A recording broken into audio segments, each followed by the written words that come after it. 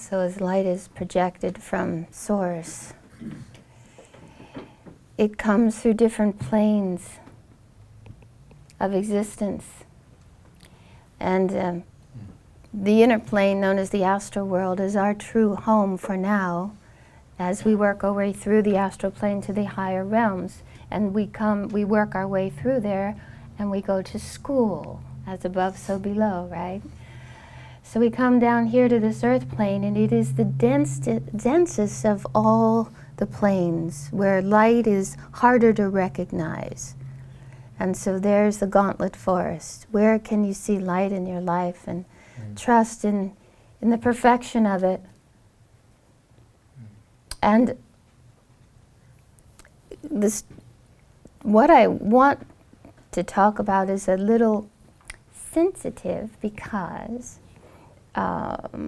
it will crack our hearts open.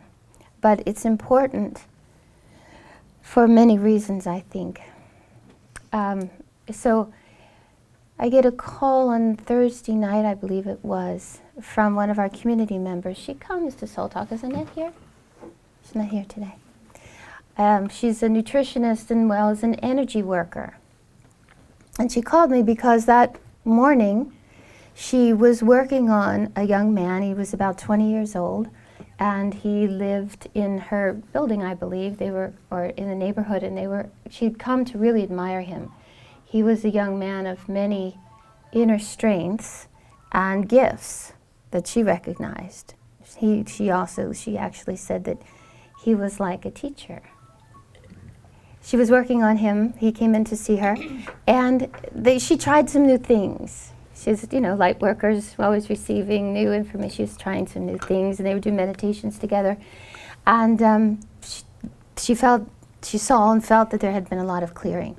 So he got up, and he was very grateful. And as he was leaving, she got this intuition, and she just blurted out. She said she wasn't going to filter it. She just blurted out, "You are really a gift in my life. I cherish you." She's there. Yeah, she was walking in. I'm sorry. You didn't see her, huh? Okay, I didn't see you. Maybe it's, well, there's Annette. And he turned around to her and said, "You read my mind. I was going to just say the same thing."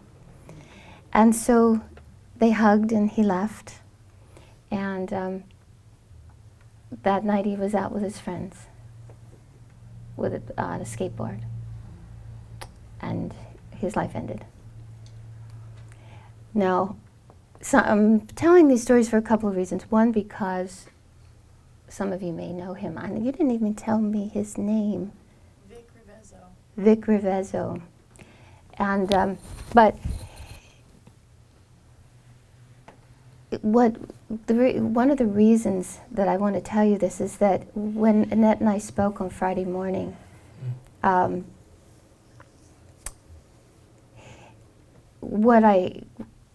is you're with somebody and then all of a sudden they're gone, and they're gone for good. It's pretty shocking. And so she was thinking, well, did I do something wrong? Well, the truth is, you see, what the consciousness, the state of consciousness that we're in, the primary state of consciousness that we've carried, is our passport to the other side. In other words, the vibration of our dominant thoughts at the end of our life takes us exactly to a like place in the inner worlds. So what Annette really did for him, cleared off a lot of density, brought a lot of light to him, which was his natural state. She had perceived that he was a really special soul, was able to get him very clear in his natural state, so that because it was time for him to go, we call it an accident, I'm not so sure. But his higher self, or his spiritual team, got him to her so she could support him. She didn't know it, but she supported him getting ready to make that transition. And I'm sure that it was smooth and clear because of the work they had done together. And there's a couple of things related to that what really inspired me and reminded me and Tom as well. One is that, and this is the toughest one, when someone we love gets called away suddenly, our faith and trust gets tested because it doesn't seem right. And you know, we can't figure it out with our head, so we just have to say, I don't know why you took the soul, Divine Mother, but you do, and that's enough for me. Just hold on to that thought. Okay, Johnny. No? Did you know him? Oh, I didn't know you knew him. This is sort of our way, too. I know there was a couple of people in my class yesterday morning that knew him, and so I never met him, but he is part of our community. And people who cross over receive our love. The body dies, but love never dies. The love is conscious, no matter which plane we're on. And there is a place, by the way, as soon as we go, I know my father went there because his body was ravaged by cancer. If we leave in an accident or in an illness, that sort of thing, there's a beautiful place after we have our life review and that sort of thing. We go, it's called the Rose Room. And there we're healed. And we can stay there as long as we need to. It's a beautiful room, it's a space, it's a place of healing that we go to in the inner worlds. And that situation too begs us to look at the importance of each and every moment. And to follow our intuition. Today's the new moon. And it's the beginning of the year of the snake. And the snake is a very intuitive being. And as Annette did, when that intuition came up and said what she felt like saying right then, would have been different if she held on to it, right? And later she would have said, oh, I was going to tell him. But she didn't have that on her heart because she said, I told him. So being Valentine week, you know, I don't mean to be dramatic, but we don't know when we're going to take our last breath, and we don't know when our loved ones are going to take their last breath. So why not spend every moment with them as if it was the last time we were going to see them? Tom and I, this is a practice that the yogis have, and we practice this all the time consciously. You know, one runs out the door, and we'll do that. We'll run out the door. But sometimes we'll go to leave and turn around and say, no, goodbye. You know what I mean? Instead of saying, bye, see you later, without the kiss or without the hug or whatever, you know. Make sure we do that, because you just never know. But it's also expressed, this is a week of expressed affection. Expressed affection, and it's really a week of saying, not just to our romantic lovers, but to our children and our parents and our families and our work associates. It's a way of just looking them in the eye and saying, I see you. And I recognize this strength, you know. I love, you know, Ned said, I love having you in my life. You're a special gift to me. What a great Valentine for everyone. So maybe we can set that intention and be very intuitive about it, because we're going to have a very strongly, I mean, we've already been in an energy of intuition. Now that we've got, and you say, well, it's just this Chinese New Year, it doesn't mean anything. Oh yes, it does. There's 12, just like the zodiac, and when there's an archetypal energy, it runs underneath like an underground river. And you tap into it by living, just as you can tap into the well that runs underneath the earth to bring us water. That energy will come up, and it's an energy of abundance and strength, and tapping into our inner strengths and feeling comfortable with our inner strength and being willing to trust our intuition and not doubt it. You know, one thing Annette said, I just needed to make sure that I didn't do anything wrong. And what she did was she gave him light. She just used energy in a different way she had done before. But know that if your intention is pure, you've supported that person, because there's a whole angelic realm that will move energy around a pure intention. So we always need to know what our motives are and then feel good about it. Make a decision. Act on your intuition and then trust yourself, because that's using the snake. The snake energy is going to start to move up our spine into each and every one of the chakras, empowering them. Trust it. And I can't emphasize this enough. I know you said it at least twice already. Especially women, let's get comfortable in our power. And that power is our intuitive realization of the gifts that we are and have, and I'm speaking to men and women, because of our connection with all that is. And we nurture that connection, and we gain in the power. In the 3D, power is having control or being stronger than someone else. In 5D, it's coming from boundless, unlimited love and faith in the universe, no matter what. Doesn't mean that we're not going to doubt. It means that once we see ourselves doubting, we turn it around as soon as we can. Doesn't mean we're not going to hurt. As a matter of fact, when we are hurt as human, we have to let ourselves feel it. And let that energy move so the body doesn't have to store it. So tears are wonderful. Or getting together with people who are feeling the same way is wonderful, allowing us to express how we feel. But don't let it be the core of your beingness. It's only the energy moving through you. Faith and trust and love, and then of course prayers for in this case, the parents who have lost their child, the community have lost a light. But where there's a death in this realm, there's a birth in the inner world, back home. It's going back home. So we hurt for ourselves, and we wonder if we could do something different, but that soul only went back home. There's nothing wrong.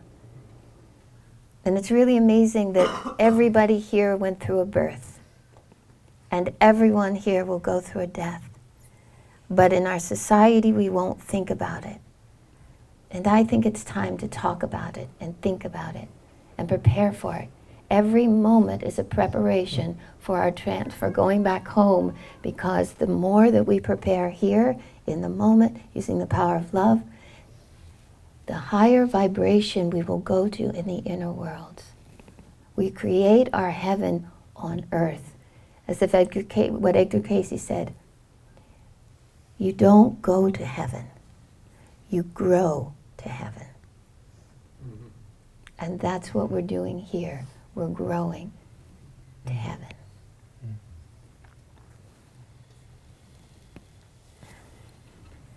Yeah, so when Tricia relayed that to me, and that when I hear news like that, to me that's part of the like jet propulsion for my spiritual life.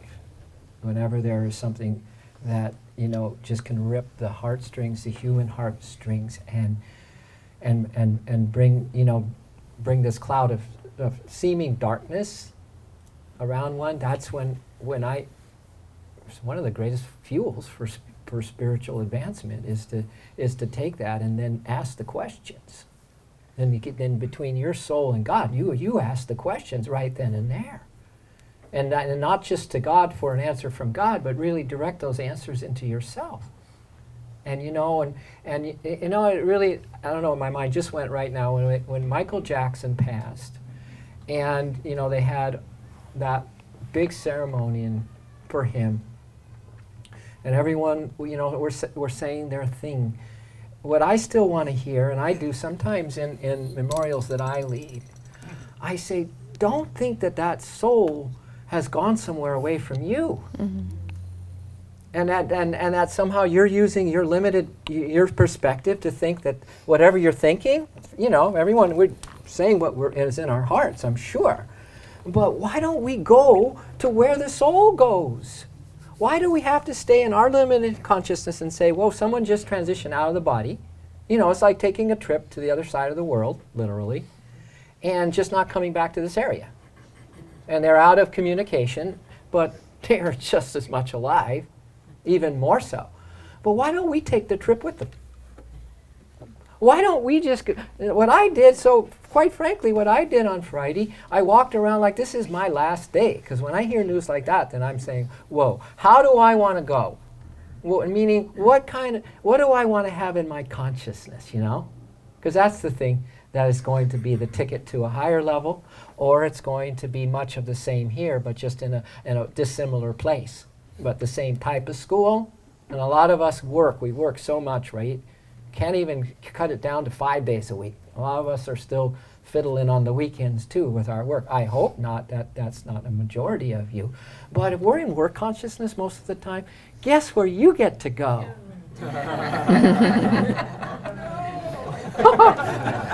And you know, Trish, she had rapport with my dad when he left.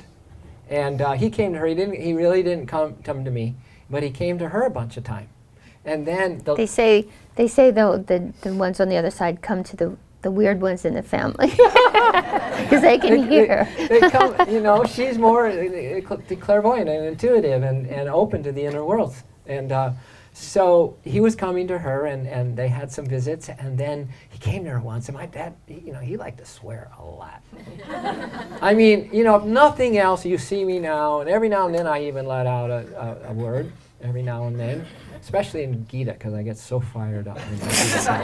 In Gita? You let him out? Just in every blue moon. Who'd have thunk every it? Blue moon, right? But if you saw the environment that I grew up in with my dad, oh my gosh, you'd say I'm a saint by now. Anyway, he came to her the last time. He said, gee, Dit, they're putting me to work. And I'm going to see it for a while. He had a twinkle in his eyes, you know. He never swore in front of me, but he would go. And then he said, God damn it, they're putting me to work. Tell Tommy to clean up his desk. Didn't he say so? Yeah. No, I know. No, and I haven't seen him since. He hasn't seen my dad since. So life goes on. I mean, it's starkingly as seemingly real as this life right here, and who you are, and how you hang out, and your desires. It's like starkingly dissimilar, but similar when we go to the other side. So on Friday, I walked around and said, I want to really nail the consciousness that I want to have when it's time for my transition. And since I don't know when that's going to be, it would be really ignorant of me to say that's going to be a later date. You know, there was a thing going around called Death Clock, and you go to the website, deathclock.com, and you plug in your date, and it tells you when you're going to die. So, you know how sometimes you play around with that kind of stuff, but I went. And I was a little scared when I put my date in. God, what if it said like tomorrow or something, you know? But it was like way out in the seeming future. So I went, oh, okay, I don't have to think about that now. Wrong. So on Friday, I swear, I walked around, and first, here's what I identified as the consciousness that I want. Because, you know, the greatest invitation or commandment from the higher, our higher self to us, from the holy ones to us, from divine source to us, is love me with all your mind, with all your heart, with all your strength and all your soul, and love your neighbor, love everyone else with that same love. And that was Yogananda's on his last day. He knew. See, if we get close to the light, we're going to know exactly. We get to actually co-create. We get to talk to God about it. God might offer you a few options. You go, no, I don't like that one. I don't like that one. What about this one? God says, that's fine with me. Right? So I've already given God my option. I said, we're going out together consciously. I mean, why not? Why do you think it's fate? Why do you think that you just got to wait around kind of in fear like, oh my God, when you can get close to the light today, which I did on Friday, really close to the light, because you think the light's a bad thing where this boy is now, where this soul is now? Are you kidding me? It's only bad from our perspective.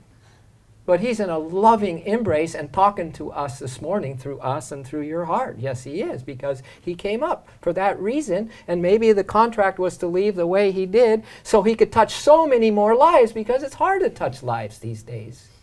Even though we are in an ascending cycle and things seem to be getting brighter, more people waking up, it is really, really hard to touch a heart. And I'm not talking about someone outside of you, sitting next to you right now.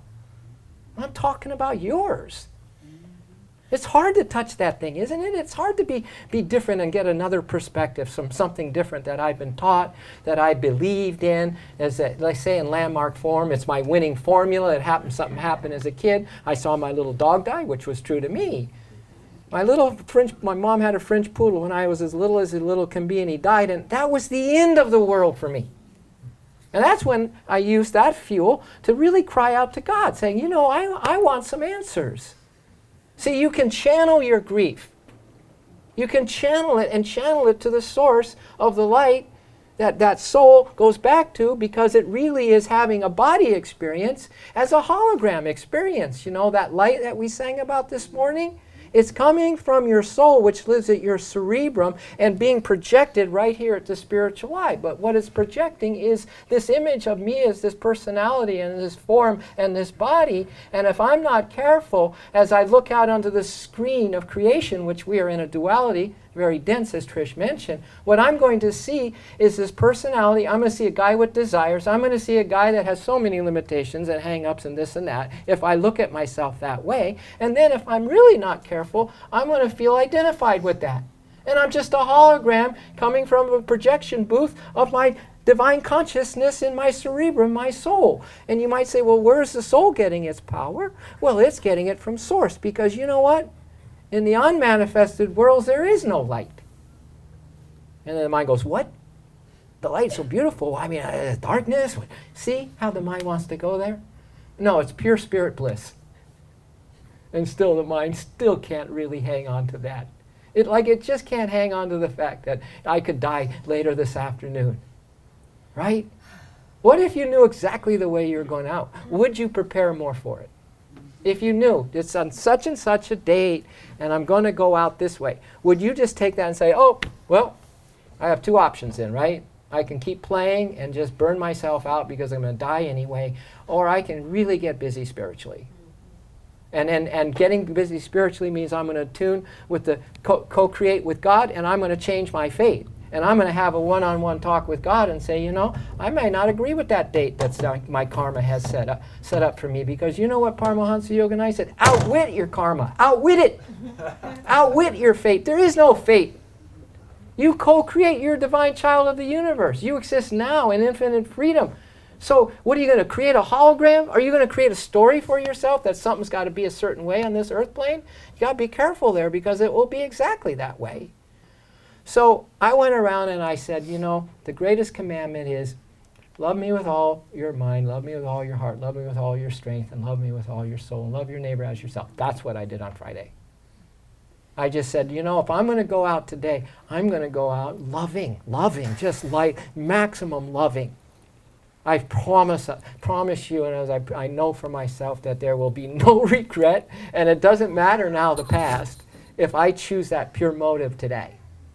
See, it absolutely puts the past out of the equation. It absolutely takes any kind of worry for the future out of the equation. And it just puts me into the reality of right now, we are in an ocean of love. We are in spirit right now. We are just a thought, as Yogananda said, in the mind of God. You are in the mind of God as you sit here right now. Are you kidding me? I'm in a divine consciousness, held by a divine intelligence. So great you can't even use your mind, so don't even try to use your mind. But get into your heart, and let's make today, just today,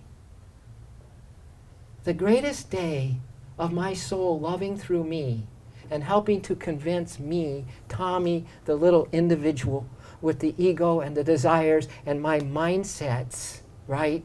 That goes on hold as much as possible. And I just practice this thing where it says in the Bhagavad Gita, practice the consciousness that you want at death today.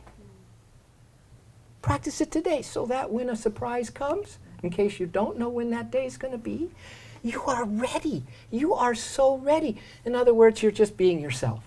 You are in loving, which means you are ready, which means you are going to graduate from this earth school and not have to come back in another physical body. In this delusion that God has created, the darkness, which comes from the light, by the way, which is so strong that even God shudders at the very thought of his delusion that he created this veil, this poppy field that you and I are kind of walking in, and everything's going in slow motion, and all of a sudden, I just want to go to sleep.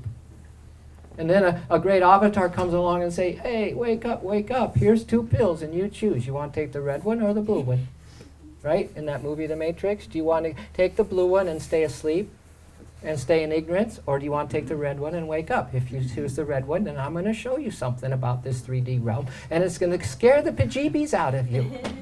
I'm going to show you that the machines are taking over. I'm going to show you that the ignorance, and I'm going to show you this and that is so powerful of a force that unless you are the spiritual warrior, which now we're saying is a spiritual lover, meaning that you are in the moment, your last one, today, loving as best you can. This. Don't even choose what you're going to love. Just love this, right here and right now. Because here's another thing that occupies our minds to keep us from loving, and that is, have any of you ever had thoughts about someone or something that later you found out was wrong? I mean, one of those types of things where you go, wow, I feel so bad inside because I thought I had this person pegged. I thought this person was really being mischievous behind my back and dishonest. And you found out the opposite. Has that ever happened to you? And you found out, wow, they are really, really a good person. And I've been holding on, I don't know how long to these thoughts that they weren't. And totally unreal. Does that ever happen to you? Something similar to you? I'm kind of being funny. Because it's like, if you're not careful, everything that you're thinking about right now is that way. It is not even close to being on the mark. That's why we want to see if we can drop more into our hearts, you know. That's the thing that's so hard for us to do, is trust this thing here, is to trust love. Why? Because we've been kind of beaten up by love. And that's Divine Mother's trick. She will make it part of our curriculum. That if we put other things first and other loves first, and that includes this one that you really love, the one that you really, really love, and oh my God, if something happened to this one that I really, really love, you got to be careful there. Because that's how Darth Vader became Darth Vader, remember? What was his Anakin? He didn't want his wife to die. He did not. So he needed help. He wanted to keep her alive. Well, the Dark Lord got a hold of him and said, I'll keep her alive. And he said, oh, okay, I'll side with you. Well, the Dark Lord was lying. There's nothing the Dark Lord can do about that. Only the Lord that wears the white robe. Only Gandalf. Maybe it's Oscar week. We just went through 5, 6 movies. Right. Right. I know. Next is Star Trek. Right? Is that what you said, Justin? Yeah. We didn't do Star Trek yet. Okay. Yeah. So we have to release, we have to go with him. He went. How many other people are going? My sister's husband, brother, son, has had cancer since he was a baby. He's made it all the way through Georgetown University, but he's had a pretty serious thing, and he's been in ICU for 20-something days, and my sister calls. And my sister, you know, she understands me as this kind of, like Trish just said, kind of this weird spiritual guy, but a good guy. You know, she said, could you go to his bedside and say those words that you say? Anyway, I've been in him, and I've been in his family, and I'm just holding the most ecstatic thoughts of the light, most ecstatic happiness of his soul, the most opening to this divine presence that, you know, and as I do that, of course, then I'm growing myself, right? I am growing myself. It says in the Bhagavad Gita, Krishna says, he says, hard, it is defined that wise Mahatma, and a Mahatma, Maha means great. Mahatma means great soul. Atma is soul. Mahatma is great soul. Hard it is to find that great soul that says all is Vasudev. And Vasudev is the Supreme Lord, is the Supreme Spirit. Wise it is to find in this earth plane someone amongst us, you or me, or someone that says, my world, my friend, my brother and my sister, all is spirit. All is spirit. All is spirit. All is spirit. So when we are like this and in fear and have these not on target ideas and thoughts and opinions and beliefs, what we're saying is that no, it's not all spirit. It's something wrong. It's dark. I don't like it. So it's the opposite of the truth, right? But imagine though, what if, and this is another practice that we start our immersion in love, which I mentioned to you a lot, because immersion in love is one of those things that you want to do before you get the date of your death clock. And since you don't know, and since you know it's really, really not smart to put off your spiritual awakening, I mean, not at all, that if there's a spiritual opportunity knocking at your door, first of all, when all those excuses come up, make a fire. And you will have the biggest bonfire you could possibly ever put together just with your excuses on why you're not going to take advantage of this moment right now in this eternity of divine light and divine love, why you're not just going to throw yourself into loving and learning how to love, and learning how to surrender, and learning how to let go, and learning how to communicate with other people, soul to soul, heart to heart, to being out of 3D consciousness for 5 days or 4 days. Now it seems to me, since we don't know, that the wise ones have just jumped into those windows, jumped into those windows. That's what I did when I was 19 and I found Autobiography of a Yogi. I jumped into yoga. I jumped into meditation, and I've never left. Because you know what? I don't want to be not prepared. If something happens to you, to my wife, to any of you who I'm growing to love a lot. So now, Yogananda said there's only one way if you like to be attached. And don't we all love to be attached, right? Be attached to everybody. Go ahead. Use your thing of being attached and love everybody and everything all the time, because that's going to give you detachment, right? Because when we signal in on 1 or 2 or 3 or 4 and say, these are mine or whatever, that's when we close the door to wisdom and this yearning and this pining to have the best day of our life spiritually today. So I've carried that over. And you know, a funny thing happened. So I started my class yesterday, yoga, on Saturday, and I said, is everyone ready to die today? You know, I wish you could seen their expressions in their faces, right?